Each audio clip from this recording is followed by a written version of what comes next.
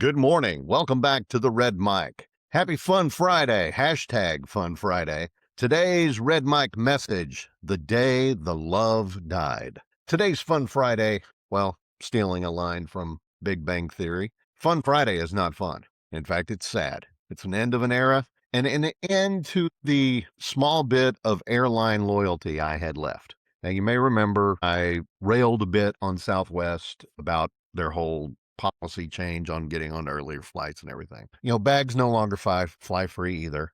Open seating on Southwest, however, is now over. You have to pay for upcharges. You have to pay if you want to sit with the person that you fly with. Even if you buy the tickets together, you have to pay for that privilege. Somewhere, I hope somewhere nice, Herb Kelleher just spilled his wild turkey.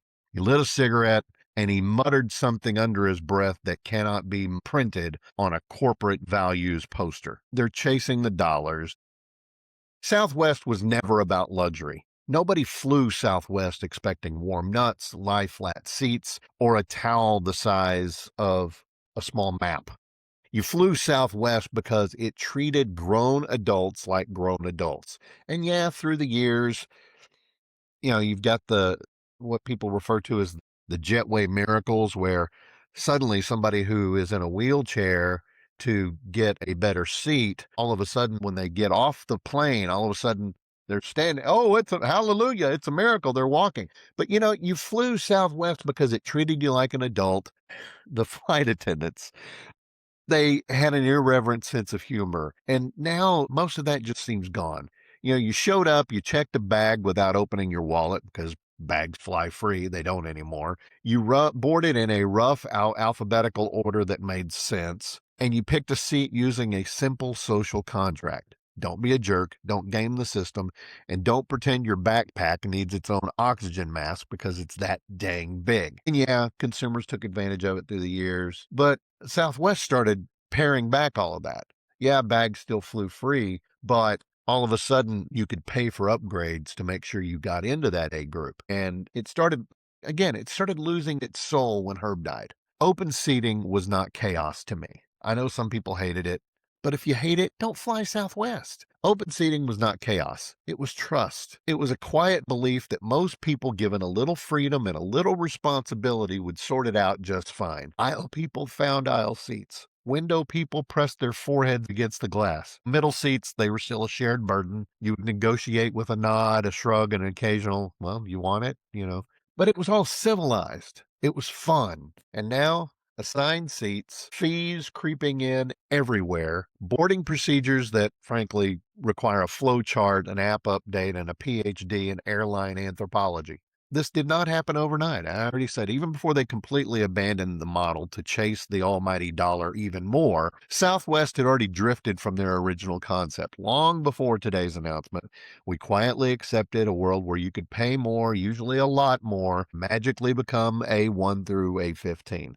Open seating, sure, yeah, as long as your wallet agreed. The social contract was already being bent, but it was just politely enough that most of us pretended not to notice. Again, Herb wouldn't have done this. That was the crack in the dam. What we're seeing now is the rest of the water that's rushing through. Southwest, the airline that once said, "Dong, you are now free to move about the country," is inching towards, "Dong, please wait while we monetize your existence." And I understand the business case. Wall Street doesn't value vibes. Algorithms don't like open systems. Consultants get hives when they see people self-organizing without a pricing model attached. Predictability sells. Control sells. Charging $35 to move 6 inches forward apparently sells very well. But here's the thing. Southwest didn't build loyalty by being optimized. It built loyalty by being different.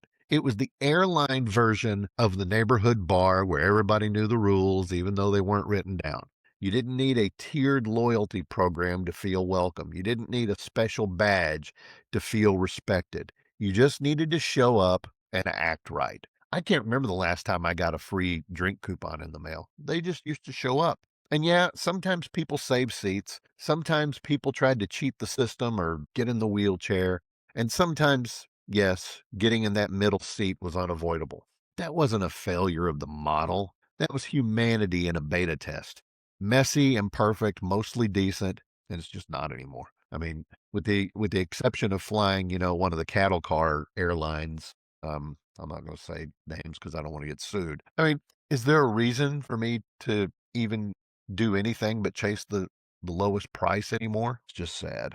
And what's being lost here is not just the open seating. It's the idea that not every system needs to be locked down, surveilled, group tested, sliced into upsells, and optimized to death. Herb did not build his airline asking, how much can we get out of them? He asked, how do we treat people like adults and still make money? Culture scales until spreadsheets replace good judgment. So, if it's in your custom, pour one out today for the boarding pass that just said A-17 and somehow that meant freedom.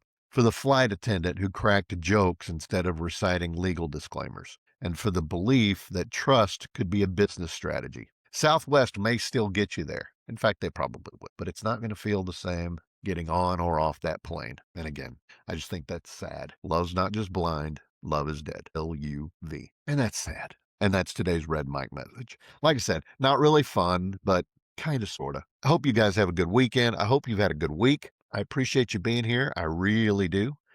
Please give me a like, a follow, and a share. I'd appreciate that a lot. I'll see you again Monday. And until next time, as always, life is short. Drink the bourbon. I'll see you.